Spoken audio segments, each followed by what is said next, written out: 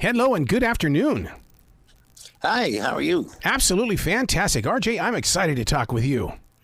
Okay, great. And I've got to start it with one thing. You know, so many times when people collect books, they'll stack them up on a shelf and you get to see the back side of the book or the side of the cover. Your cover is something that I'm going, do not do that. Let that book face the front so that people that walk into your own personal library will go, oh my God, what book is this? Love to hear that. What went into the design of that cover? Because that cover itself has 1,000 words attached to it. Yeah, well, I was trying to. The cover designer is a very talented woman named Mandy Lynn, and what I told her is I wanted to capture the essence of the old Western novels, but not right on the nose because it's not an old Western novel. It takes place in the future, and And one of the things I loved about those old Western novels is they frequently had a separate scene along the bottom border, like a wagon train or a cattle drive, you know. And so we talked about what that might be, and this is what she came up with. And of course, I wanted Deirdre to look. That's the main character, who's behind the words Crazy Hawk. Yeah. I wanted her to look formidable and the world behind her to look devastated. And she did a great job of coming up with that. I can so relate with that because I grew up with a father who loved to read those Westerns. And he used to tell me all the time, you haven't read a good book until you've read and experienced a Western book. And you know what, dude? That might be the reason why I'm attracted to Crazy Hawk. Oh, that's great. Yeah, no, I also loved Western novels and Louis L'Amour and that stuff, and I love the Western movies. But the book takes place in about 100 years in the future, and it I say about because the people in the novel don't know exactly when the breakdown happened because they've kind of lost track of the years as the world became devastated. Our main character, we meet her when she's on a mission to rescue her kidnapped sister. That's it. And she's riding her horse Danny through the ruins of our world. See, this takes place in the world that you and I live in has been ruined, and she's riding through it, and she's fascinated about what life was like before. You know, what I love about your honesty and transparency in this book is that when things would and if go wrong in this country, it's not going to be a Mad Max world where everybody's driving these carts that are filled with pieces parts. It's going to be that horse. And that horse is so important to this story. Yeah, in many ways, it's the spiritual core of the story. Deirdre's relationships with her lover, who she meets on the trail, her sister, her other people in her tribe are all important. But the relationship that means most to her inner life is that horse. I got to ask you, as the author who gets to feel the moment before we get to read the paragraphs, what did you go through emotionally? Interestingly, that it's impossible to talk about this without mentioning this. That during the process of writing the novel, our daughter was diagnosed with stage 4 cancer and passed while I was writing the novel. So there's no question that so much of the emotional timber of the book was based on my reaction to that horrible tragedy and saying goodbye to her. So, there's death in the book. There's one scene written from the point of view of someone who's dying. And that was so it wasn't difficult to reach an emotional level that helped me express a certain intensity that this character was going through. Well, as the author, what you do is you've taken this moment in your life and you've created a continuation for Deirdre, because while she is searching for her sister, all of a sudden this photographer comes into her life and it's like, whoa, hold on a second here. There's a continuation. Yeah, that's very good. Very good. It's also a love story. She falls in love with a guy named Jube. And one of the key to the story is the way she balances her penchant towards violence with her tender relationship with Jube and the other people in her life, like her sister and the young girl Francine she picks up along the way. Something that people are going to be able to relate with, and hopefully they'll feel grateful that they were able to survive it, is that you deal with an America that was wrecked by a great virus and an endless civil war. Holy moly. I mean, that almost sounds like what's going on in today's world. And the thing is that do we have that structure inside our hearts to keep pushing forward like Deirdre? Yeah, that's well said. Certainly the resilience of Deirdre is an important element of the book. I'm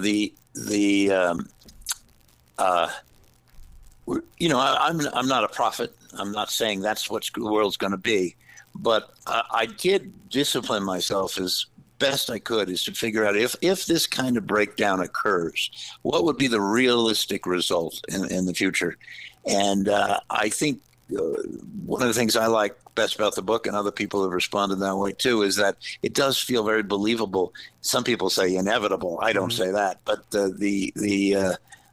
once the center does not hold, modifying Yeats's famous quote, then who knows what will come. But this is what my imagination told me would be the future. Well, I've always believed that writers and authors really can see a future that's still invisible, and that, I mean, look at George Orwell with 1984. Holy moly. I mean, that affected the world. Yeah, it did. Isn't that amazing how he's still, people just are going to casually refer to 1984 now. Some people who don't have the slightest idea what they're talking about, this is part of our way to refer to the future now. One of the things that I'm going to ask you from one person to another person, an open soul to another, is that we're in this age right now where indigenous women are disappearing from the planet. I mean, they don't know what's going on. And there are musicians and there are actors and there are so many people that are coming out because in a way, Deirdre's sister is missing. And when I found that out in the story, I'm going, oh, this is going to create talk, and it's going to further that subject of where are these women? Yeah, that's well said. And then she forms a relationship in the novel with Siki, who is an Apache woman. Mm-hmm. And at first they're antagonists, and then they become friends. Although I'm giving away something, a spoiler alert there. But I think when I was in college, I was fortunate enough to teach indigenous people creative dramatics.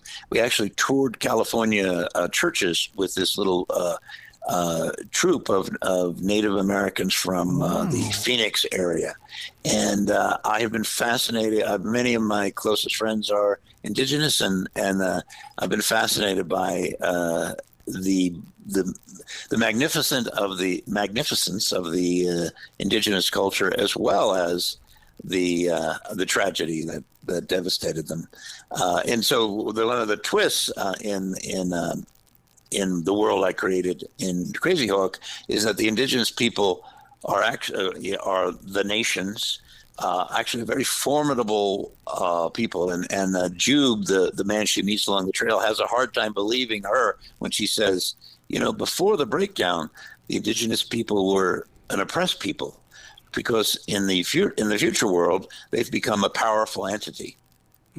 Listeners need to understand that when you say before the breakdown, that's what they're calling this thing where the nation has fallen apart, and that's what Deirdre is moving through, is the breakdown. Yes, and it's post breakdown. Yeah, they're not sure what the breakdown was, and they're fascinated with what the world was like before the breakdown. Yeah, and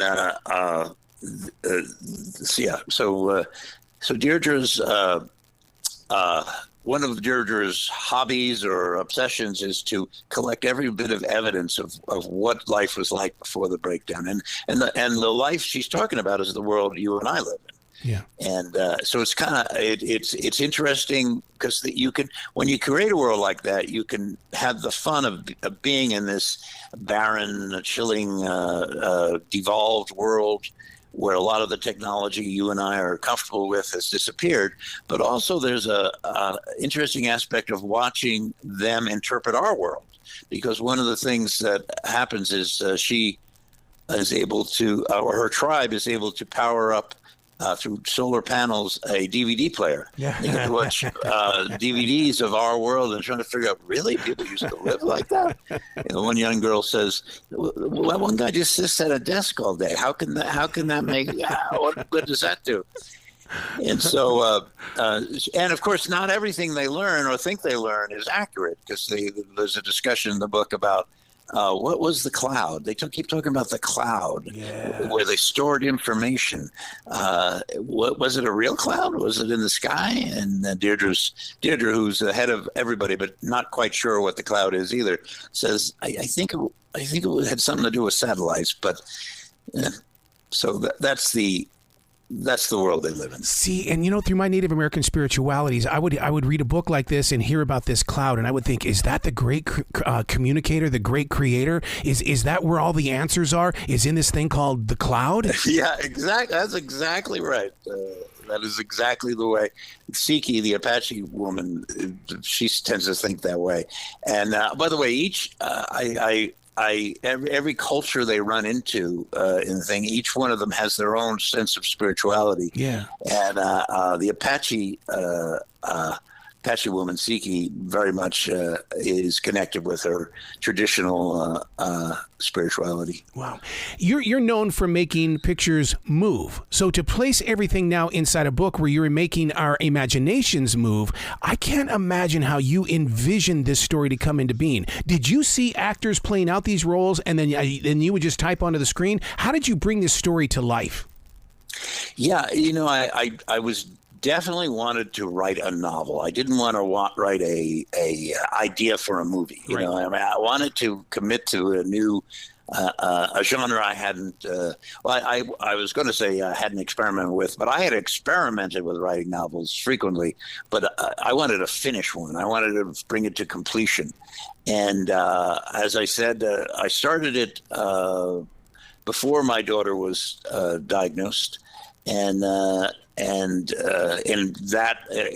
experience of saying goodbye to Laurie was a very vivid and intense part of the experience, but I really didn't write during that part. So I came back to it afterwards, and that perspective that I had from it, well, first of all, it allowed me to visualize a lot of it in my imagination, which is not the same as visualizing it on the screen. I think every novelist who ever lived visualizes the story to some way. And when I returned to it after several years of being distracted by that tragedy, I had brought with it a very special perspective that I thought made it work. From your experience in life, does this quote arrive? Time may change, but qualities and virtues inspire us. Oh my God, I want that on a t-shirt. Absolutely. That is a great quote. That is a great. That would be my experience too. That would be that is very wise. Yeah. And I got to be honest with you. I jumped into the book not knowing the true story behind the horse, but once I found out about your horse, oh my God, it's a completely different form of story to me. Oh, that's great. Yeah. That was another thing. When my Danny died in 2021, and I had done a lot of work finishing up the book during COVID. And then when he passed, I said, "No, okay, I got to get this book out." And you notice I dedicate the book to Danny. Yep. Oh, RJ, where can people go to find out more about you and really show you some love? My website is hovartus.com. It's HOVARTUS.com. And of course, the book is available on Amazon and Barnes & Noble and all the regular places. Now, before we check out, I do have to ask you, only because, when it comes to Native American names, they really came with either a family history or an experience in their lives. So why the name Crazy Hawk? Okay, Crazy Hawk is a name given to her by the nations. The nations is a league of indigenous people who see Crazy Hawk as a very formidable enemy. And so her tribe has rankings based on raptors. So like the number one person in the tribe is called the eagle, and the number two is called the falcon, and the number three is called the hawk. Well, Deirdre her ranking was a hawk, and what kind of hawk was she from the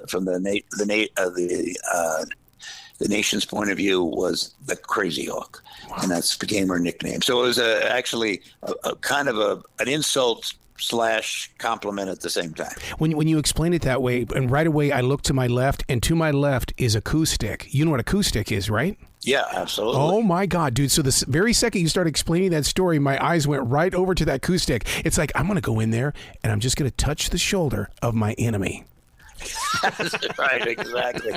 By the way, now you're bringing up stuff from, you go back way into my childhood. I lived in Arizona as a kid. I was fascinated with Native American history at the time. Of course, we called them, we used the term Indians at that time, but when kids would play cowboys and Indians, I always had to be the Indian. That's me. You should see this studio. It's got so much spirituality in it, and many, many spiritual tools from different nations across the country. Now, do you identify with a specific nation? The Cree Nation, which is in high north Montana and into Canada. And of course, because I grew up in Billings, I was very close to the Crow Nation. Yes, of course, yeah. But you know what? It's all one nation. And we all, because, the Lakotas prove that true. Yeah. So it's just amazing. Man, I can't wait to talk to you again, RJ. You've got to come back to this show anytime in the future. Okay, I'd love that. And thank you for having me. Well, you be brilliant today, okay? Okay, you too. Thank you.